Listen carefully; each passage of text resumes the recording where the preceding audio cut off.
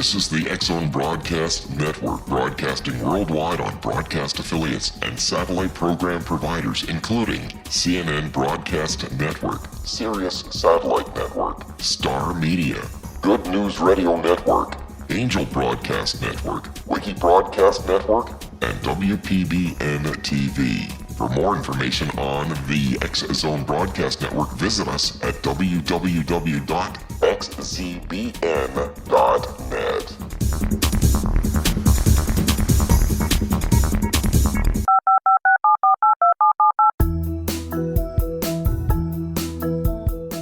Did you know that when you're on the road with limited data or Wi-Fi, you can still listen to the X-Zone Radio Show with Rob McConnell, The Science of Magic with Gwilda Wiyaka, X-1, Dimension X, Space Patrol, and every minute of the X-Zone Broadcast Network by calling 213-401-0080, courtesy of Audio Now.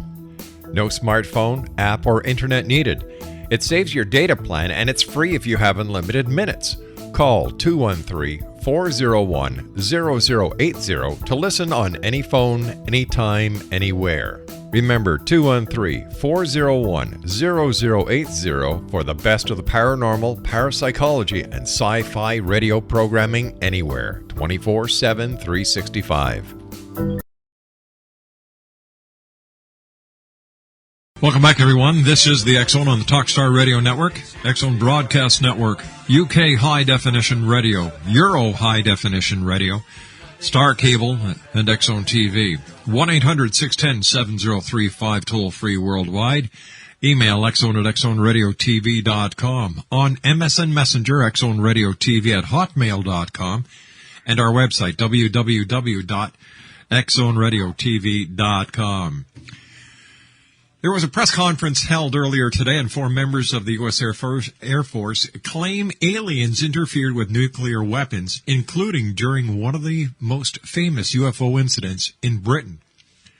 UFO researcher Robert Hastings held a press conference in Washington today to address the vital issue of UFO incursions at U.S. nuclear sites over the past 6 decades.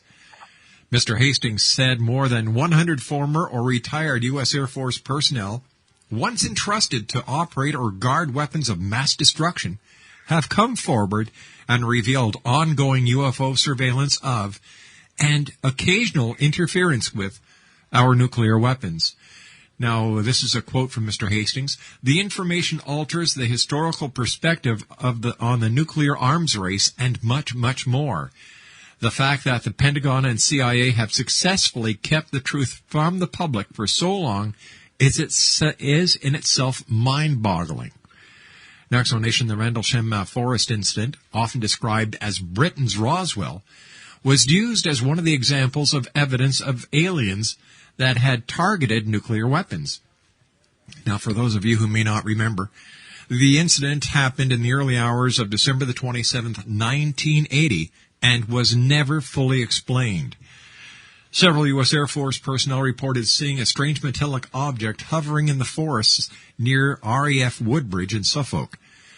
The object apparently had left three depressions or landing marks in the ground. But papers released by the National Archives show the Ministry of Defense's final position was that there was no evidence of anything having intruded into British airspace. Joining me now on the telephone from the Washington Press Club, where this first press conference was held earlier today, is Steve Bassett. Now, Steve is the leading advocate for ending the 63-year government-imposed truth embargo regarding extraterrestrial presence engaging in the human race. Steve is a political activist, commentator, and columnist. He is also the executive director of the Paradigm Research Group and Political Action Committee, XPAC, and the executive producer of the X Conference. His work has been extensively covered by the international media, and the website for the Paradigm Research Group is www.paradigmresearchgroup.org. Joining me now from Washington, D.C. is Steve Bassett. Steve, how are you, good sir? As always, I am great and happy to be on your show. Steve, you covered the press conference. Now, I've got to take my commercial break in about a minute, Steve. Can you just set up the press conference for us? All right. Keep in mind, I didn't cover it. I'm not a journalist. I'm an activist, but I was there. And it was an extremely important event. It had at least 20-some reporters in there, approximately 10 camera crews from various stations. You could not tell which, but I'm sure we're going to see a number of media video interviews. It lasted 2 hours. I left before the one-on-one interviews took place, but I'm sure they're taking place now. And most importantly, it was live streamed by CNN, the entire 2 hours. And so that will be up on CNN's site, I am certain. It will also be captured by others and will be on YouTube in due course. So the full press conference is available worldwide. And I have much to say about it, but it's one of the most important press conferences on the subject ever held. And it could generate some substantial downstream impact. All right, Steve, please stand by. You and I have to take our first commercial break. We'll be back in 2 minutes. Steve Bassett is our special guest. He's the executive director of the Paradigm Research Group, www.paradigmresearchgroup.org. We'll be back on the other side of this break. Don't go away.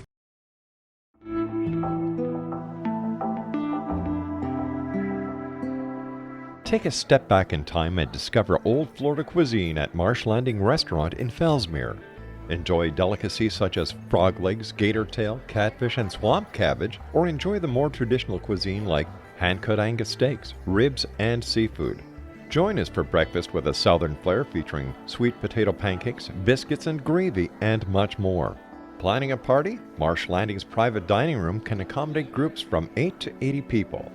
While you're visiting, enjoy the historic pictures, artifacts, and stories that line the walls. Marsh Landing is truly a unique experience. Marsh Landing Restaurant, 44 North Broadway in historic Fellsmere, or visit marshlandingrestaurant.com. Marsh Landing, old Florida cuisine at its best.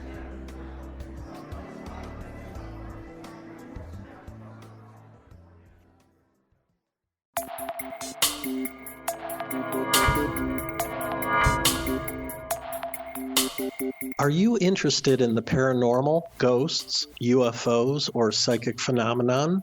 Join me, Tim Bartley, co-host of Talking to Spirits with Lightworkers Tim and Justina, coming mid-January 2017 to the XZBN. We will channel spirits live and talk to them, revealing all kinds of amazing information. Spiritual attachments will be found and removed on the show, and so much more. To find out when you can listen to Talking to Spirits with Lightworkers Tim and Justina, visit www.xzbn.net for listeners on both sides of the veil.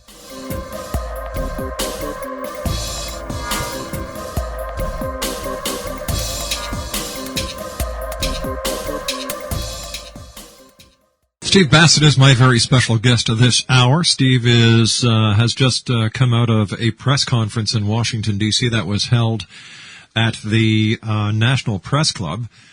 And the press conference was with reference to members of the United States Air Force coming forward and saying, hey, listen, aliens interfered with nuclear weapons. Joining me now from Washington, D.C. is Steve Bassett, who is the executive director of the Paradigm Research Group. And Steve, who was in attendance at the conference, giving the press conference, and was there anything that really shocked those in attendance? Well, all right, the conference was put together by Robert Hastings, who is the author of UFOs and Nukes, an extremely important book that lays all of this out in obviously a much more comprehensive fashion. But of course, along the way, he had to interview many witnesses related to that subject, including a number who have come forward in the past. And that opened up the door for putting together a press conference with a number of the key witnesses, coming before the media. He put this conference together with the assistance of Captain Salas, one of the key witnesses. It was reasonably well promoted in advance, got substantial advance coverage, more than I've seen in a long time, and as a result, substantial reporters were there, at least 20 and 10 camera crews. The long and the short of it is that Lieutenant Colonel Dwayne Arneson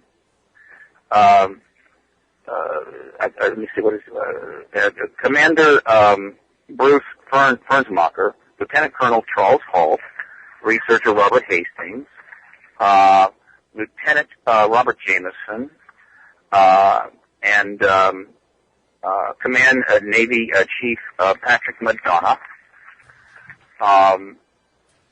Deputy Missile Crew Commander Jerry Nelson, and Captain Robert Salas, all who over the years have been involved in incidents in which UFOs, in some cases hovering 100 feet to 300 feet off the ground, clearly discernible in terms of shape, with flashing and rotating lights, and discs running between approximately 30 and 50 feet in diameter, engage nuclear facilities, and in most notably, affected nuclear missiles by shutting them down.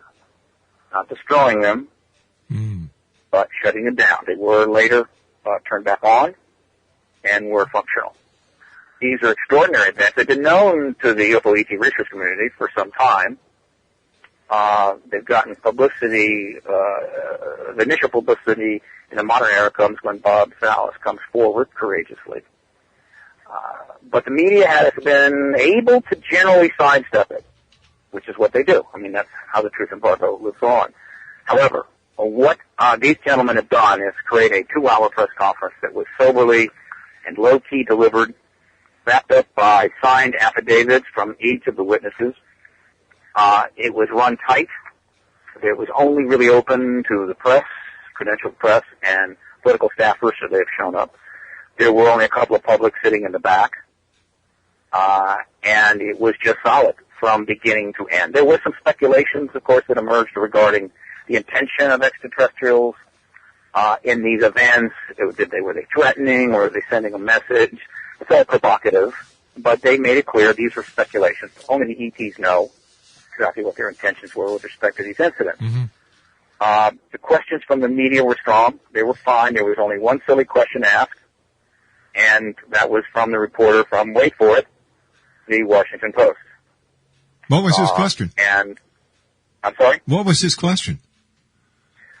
After listening to 2 hours of extraordinarily compelling and important national security testimony, his question was, how come the audio tape of Lieutenant Colonel Charles Halt regarding that he made the night that he was out, the night he was out there trying to address what was happening in Rendlesham Forest, turned up at some cocktail parties.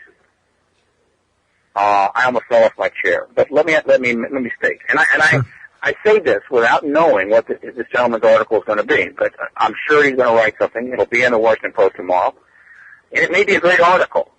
But if it reflects that question, then it sadly reinforces the fact of the huge tragedy that the Washington Post, the well-known and established political paper of record in America, has utterly failed its readership and the American people by an abysmal coverage of this issue. It's an absolute journalistic disgrace that I do not think they can ever possibly live down.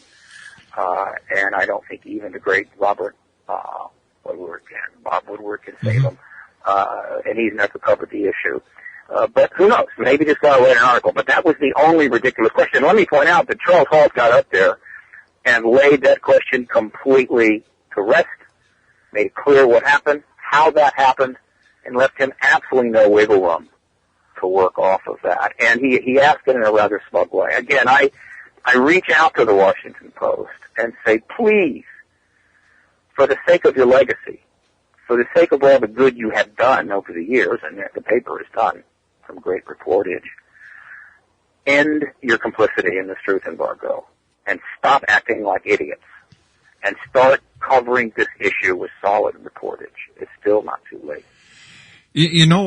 Steve and I had Peter Davenport on the show last week, and Peter was saying the biggest problem with UFO,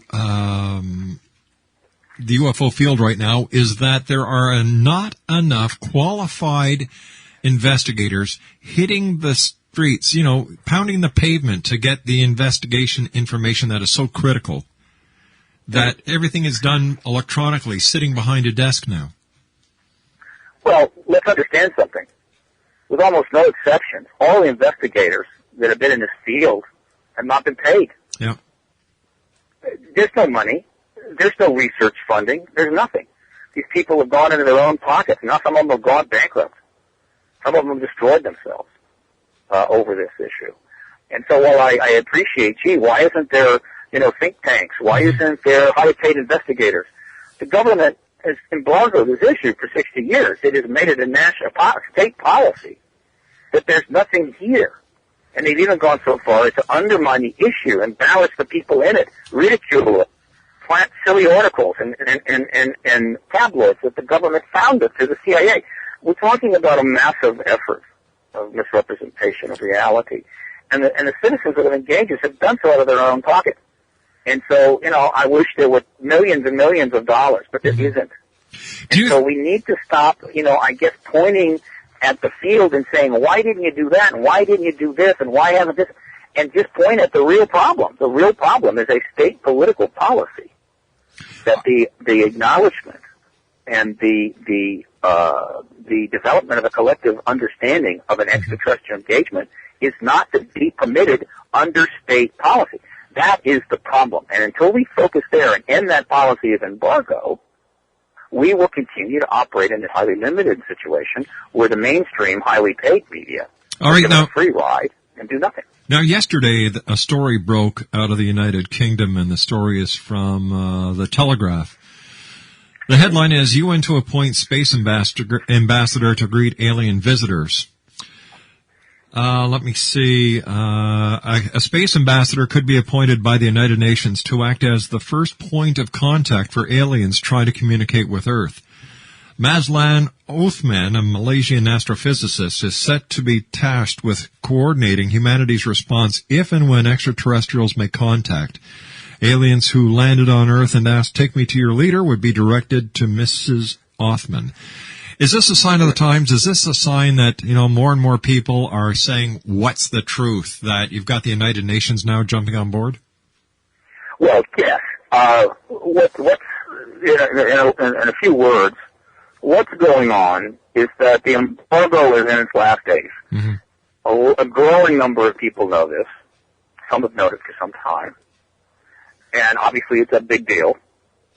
And there are many, many institutions out there who have much to answer for, who want to be involved in the issue appropriately, whether it's the Air Force, the Navy, the Army, the CIA, the Catholic Church, the UN, political parties, you name it.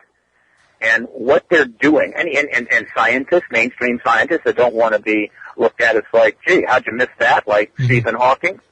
What they're doing, without, again, I guess, putting themselves at too much risk, is they're positioning themselves. They're putting out little statements, or they're taking measures, such as many of these countries that are releasing thousands of UFO files, to position themselves to the extent they can on the right side of the issue, on the side of the angels, as it were.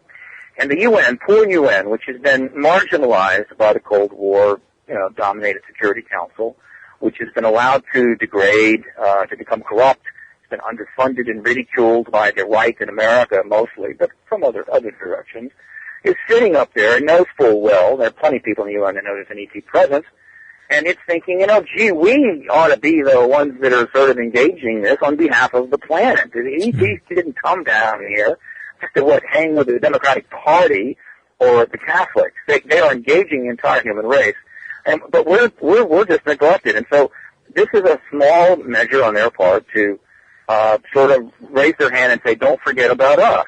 Right. And while it's not significantly impacting in terms of the issue, it is important in that it's going to raise a number of news stories. This is an easy news story. Now, most of the news stories are a little bit silly, and they're mischaracterizing what happened. I mean, they essentially are saying, look, this issue seems to be increasingly in the public's awareness, and we do have an outer space affairs office, and so we're going to designate the person as kind of a go-to person if things go wrong. Nothing unusual about that. So you combine that with the repeated statements by the Catholic Church that the ET issue is not a problem for them, the fact that they've held now 2 exobiology conferences in Rome, one at the Vatican, one nearby. When you look at the Royal Society of London holding an exobiology conference shortly after the Vatican's conference, the statement by Stephen Hawking, yeah, ETs are almost certainly out there, but don't talk to them. These are all positioning maneuvers. All right, stand by, Steve. Steve, yes. We've got to take our commercial break with the news. Please stand by. Exonation, Steve Bassett is our special guest this hour. He is the executive director of the Paradigm Research Group. Their website is www.paradigmresearchgroup.org. And we'll be back on the other side of this news break as the X Zone continues from our studios in Hamilton, Ontario, Canada. My name's Rob McConnell. Don't go away.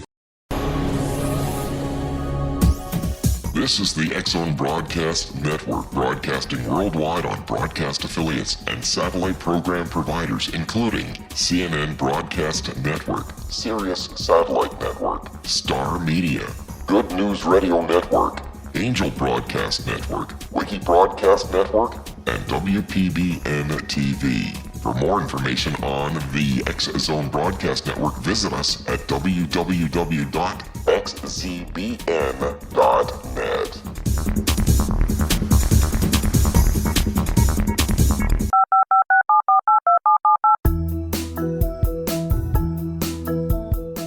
Did you know that when you're on the road with limited data or Wi-Fi, you can still listen to the X Zone Radio Show with Rob McConnell, The Science of Magic with Gwilda Wiyaka, X-1, Dimension X, Space Patrol, and every minute of the X Zone Broadcast Network by calling 213-401-0080, courtesy of Audio Now.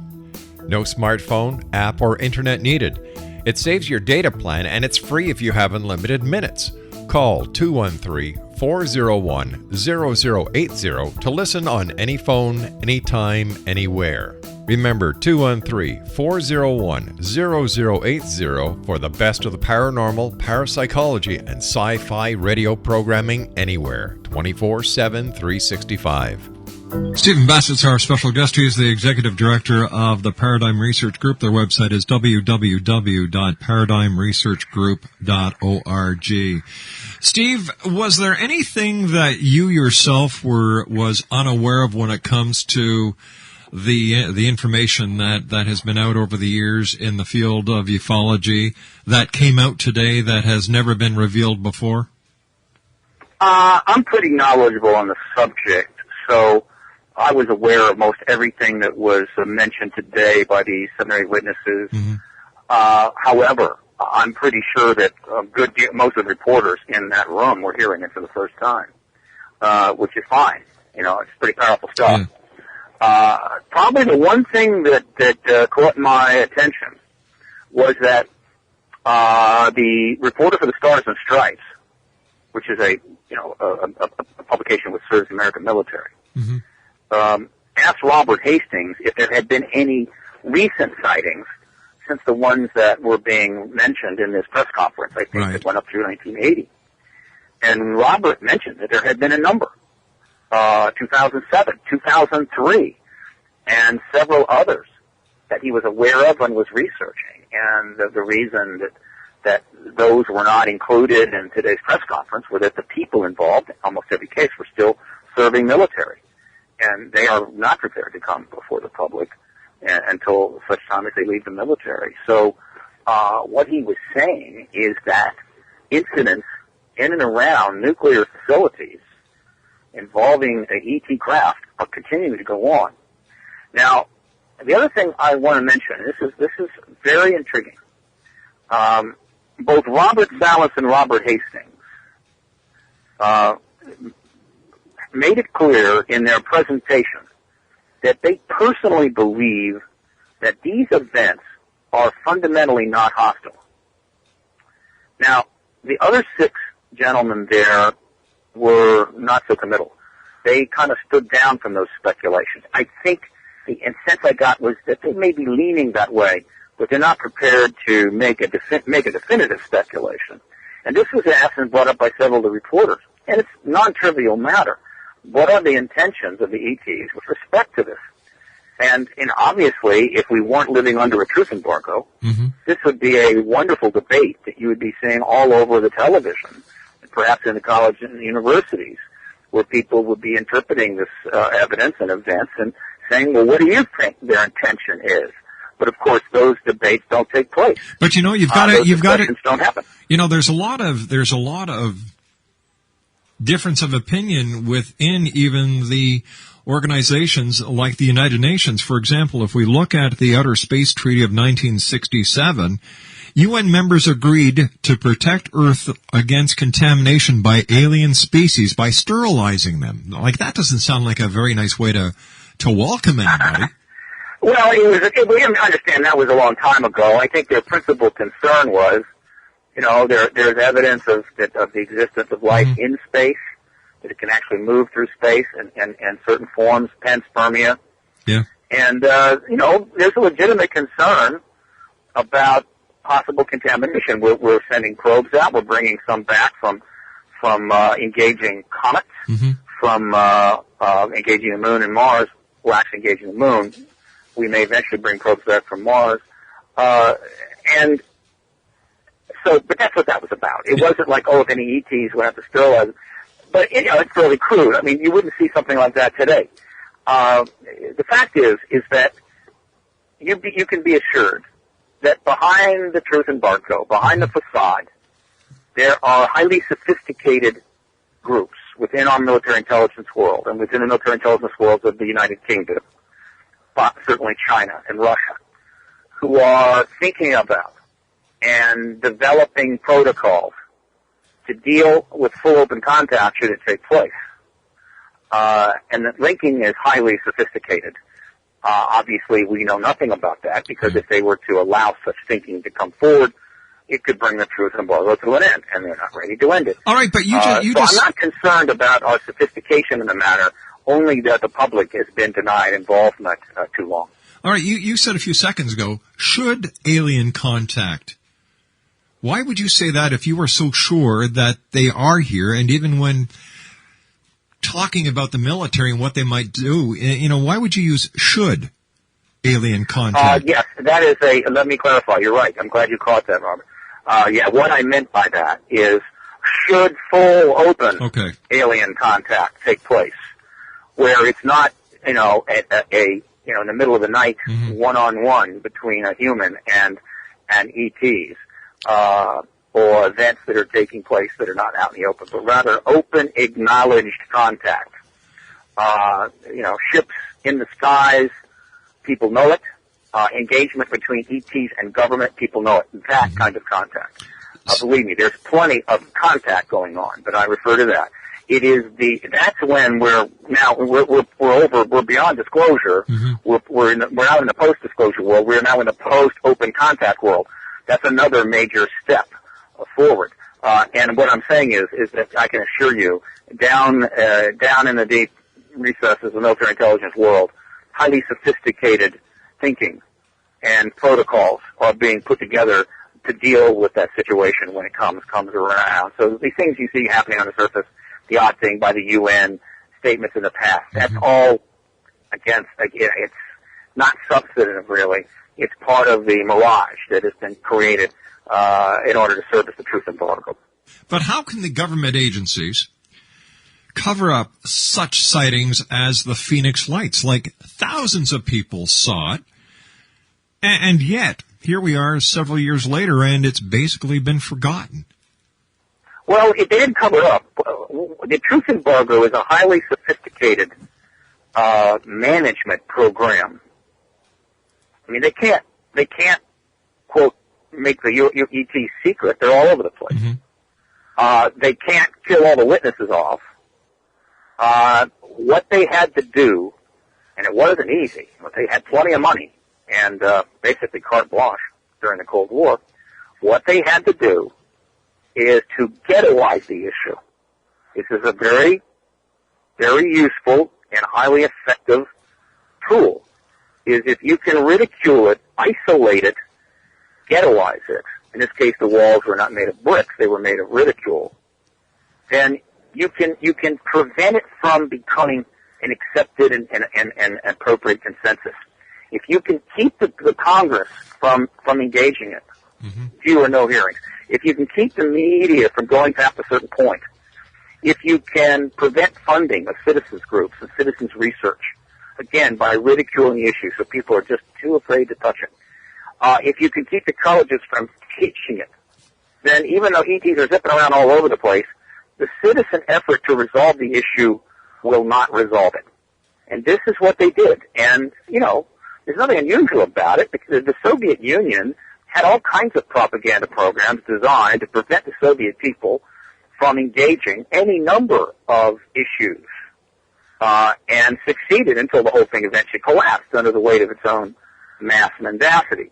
The U.S. government is simply emulating that, but, it's not trying to do it across the board, though I must admit, as I've grown older, as we've approached the modern, the present time, I'm starting to see increasing evidence that the UFO ET issue wasn't the only area where the government decided that simply a straightforward presentation of the facts to the people was in their interest, and that they have been manipulating reality in a number of other areas. They haven't reached the level of the Soviet Union, but it's gone certainly far enough that it is absolutely unacceptable to our constitutional republic in the United States. And let me be clear that our allies, including Canada and Australia and the United Kingdom, and I think France as well, and other nations, have gone along with this. They are complicit in this without question. And they have to answer for this as well. But the truth embargo was primarily practiced in the United States. I think the U.S. government rightly calculated that if they can keep the American people baffled on this, and if they can keep the citizen effort going around in circles, that probably it wouldn't be that difficult for the other nations to stay in line. And so I guess you could say that we carried the water. And the Canada and the United Kingdom and Australia and some of these other countries just basically rode along with, on the back of, the truth embargo. They didn't have to work that hard in those countries to keep their citizens basically out of the game. But of course, that's all changing now, Robert. And other countries are stepping out. And this whole thing is coming down around it. Let me make it very clear. The truth embargo's days are nearly over. Steve, the European news is giving the press conference already front page coverage. I'm not surprised. This is a big one. However, Robert, I said in a press release I sent out yesterday afternoon that we are only one media feeding frenzy away from the end of the truth embargo, and this could be it. All right, but here's the other side of the coin. The U.S. media and the Canadian media are giving it very little. In fact, it's not even listed on CNN's site. Well, I think people need to search again. CNN, I have confirmation that CNN live streamed the whole thing. Now, when they live stream a conference like that, it's archived. It's up there. You can find it. Well, so that means that the full press conference is going to be available to every reporter in the world. So, we're only, the thing only ended an hour and a half ago, and they probably didn't complete their one-on-one interviews until about 20 minutes but ago. What I'm saying, Steve, is that there is media out there that is showing tidbits. Most of it is the Reuters or AOL feed releases. And yet CNN, that was there and did an actual 2-hour live stream, has nothing on their website about it. I will predict there will be something on that website before the day is over. This kind of story is not like, some starlet, some movie star gets arrested for drunken driving. It's like boom, bang, there it is. Okay. This is extremely complicated stuff, and I think they are correctly digesting it, and I think if they're smart, they are going to digest it a little bit and put something up. I'm not concerned that something will not be up. CNN will put material up. But, others are going to. This is, remember it this way. If about 4 days from now, there has been very little coverage in the American press, I will be stunned. And it will be a huge indictment of the American press once again. But the international press is going to be on it, and that's going to feed back here eventually. I watched CNN this morning. I watched a number of the morning news shows just to see if the conference would get any morning coverage, and it didn't. It didn't get leading coverage of CNN, but it did by Fox. Fox put out several stories and reprinted several stories that were up on the top Fox site AOL News, particularly Lee Spiegel, ran several articles. There was decent advanced coverage. Again, the kind of advanced coverage you got was pretty darn good. Remember, the nature of this, it doesn't lend itself to the startling advanced coverage. I can assure you, if Britney Spears leaked out that she was going to hold a press conference at the National Press Club and announced that she's really a man, right, and that she'd undergone a sex change, there'd be 4,000 articles. But this is not that kind of thing. I can tell you from my experience that what I'm seeing so far has the potential to grow very, very rapidly. And what is supposed to happen next is that some reporters, based upon either being there or based upon seeing the press conference on the CNN video archive, should approach the press spokesperson for both the Department of Defense, the CIA, for the Defense Intelligence Committee, I forget who is current. They've had several changes there. And they need to be asked direct questions to pose to Gates and Panetta. This is compelling material. These are Air Force officers. These are affidavits. What is the response of the Department of Defense? Oh, by the way, and of course the Air Force. Now, let me be clear. One of the reasons the truth embargo, one of the principal reasons the truth embargo has lasted so long is not because, people in these levels of power, like Secretary of Defense and Secretary of Air Force, are brilliant at deftly dancing around such questions, because they're not.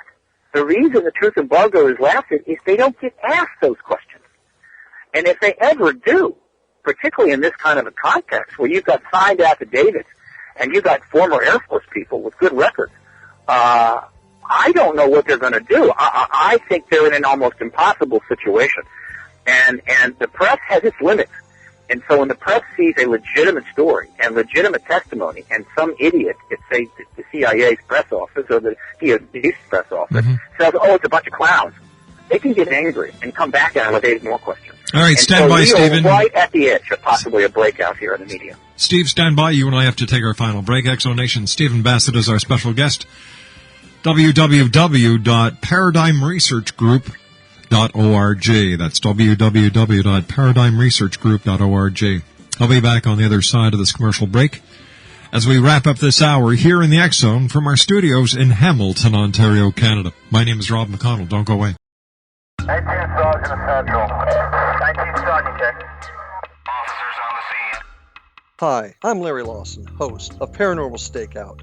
With over 36 years in law enforcement, I have learned a few things. The most important is the proper gathering and preservation of evidence is vital to putting the bad guy behind bars. It's no different in the world of paranormal investigation. Whether it's the search for the afterlife, cryptozoology, UFOs, and extraterrestrials, how we gather the evidence, preserve that evidence, and present it to a jury of our peers will make the ultimate difference in proving the existence of worlds and entities that are beyond our imagination.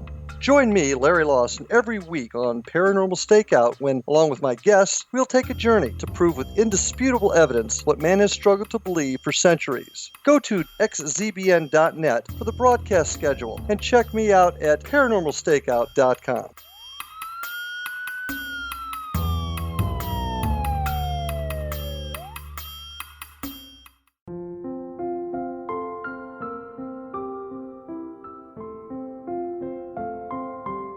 I am Dr. Carl O'Helvey, founder, president of a new cancer foundation focusing on evidence-based physical, mental, and spiritual interventions, including natural cancer cures, prayer, meditation, affirmations, nutrition, and other related holistic cancer prevention and cure modalities.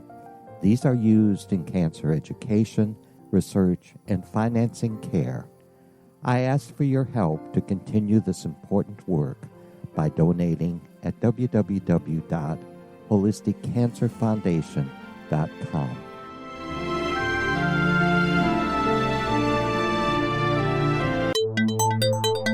You're listening to the X Zone Broadcast Network, www.xzbn.net. Explanation, Steve Bassett is our special guest. It's always great having Steve on the show. Steve, and I don't know if people tell you this enough, but thank you for doing the great work that you do. It's sincerely appreciated by millions of people.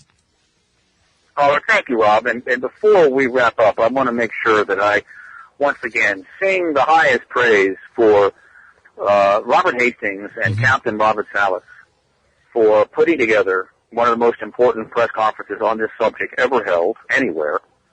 It is the third major witness press conference. The first was held in May of 2001 by the Disclosure Project. The second was held in November of 2007 by Leslie Kean and James Fox. This is the third one, and this is a big one. And let me also mention that right now there are 3 books recently out. I mean, these are books within the last, 12 months. And sooner, that in and of themselves, if they were read by any editor or reporter uncompromised on this issue, should be enough to launch multi-part series in papers all across the country. And I'm referring to Robert Hastings' UFOs and Nukes, then Leslie Kean's UFOs, Generals, Pilots, and Government Officials Speak Out, with a foreword by John Podesta, and a book that will go on sale in a couple of days. It just went on sale. I'm referring to AD After Disclosure by Richard Dolan. These 3 books alone are more than enough to make it clear to any journalist that the biggest story of all time is breaking right now underneath their nose.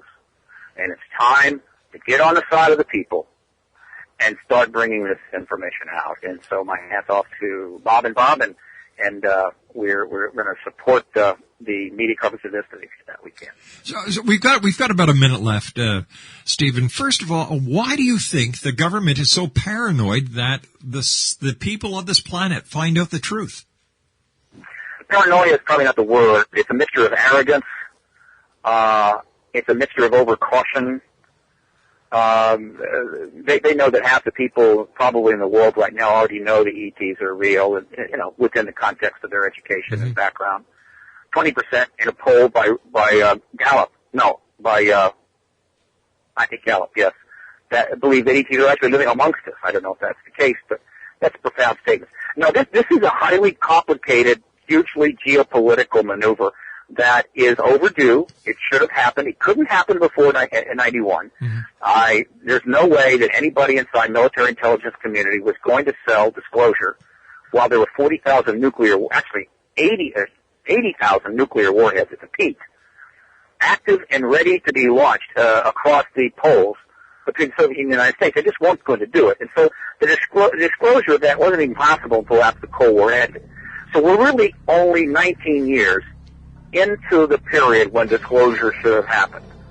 It's not an inordinate amount of time. But the fact is that it's a complicated world. Steve, there's a lot of considerations, and they just haven't done it. But I can tell you, they're running out of time, Rob. It's going to happen and happen soon. We've run out of time, Steve. Thanks very much. If there's anything important that comes up, give me a call. We'll get you back on as soon as we can. Take care, good buddy. Absolutely. All right. Bye-bye now. Steve Bassett, www.paradigmresearchgroup.org. And I'll be back on the other side of this break. Don't go away.